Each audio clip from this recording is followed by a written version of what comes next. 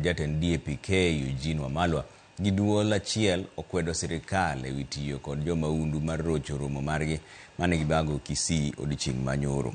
Kane giloso kod jofwambo e boma ma Kisii kawuono tich ariyo, jotelogo nokwedo jotend migawo mar arita Kipchumba Murkomen ewi gima giwacho ni en oro obila mondo omi oketh romo magibago kod jotelo mamoko e pacho kae mag siasa.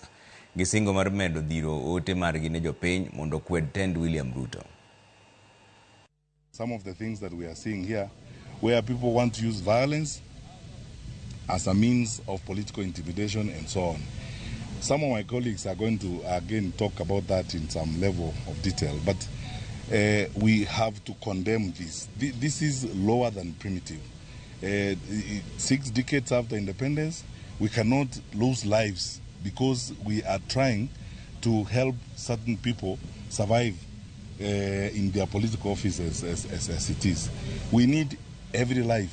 One life is one life too many. We had an attack in SEK with Tima Church in Othaya. The file is ready.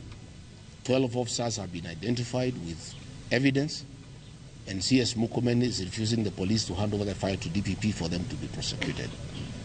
The only good thing is that the criminal activities have no time limit. That file is ready. Those officers must know that when a new president is sworn in, 10 hours after, they will be arrested and taken to court.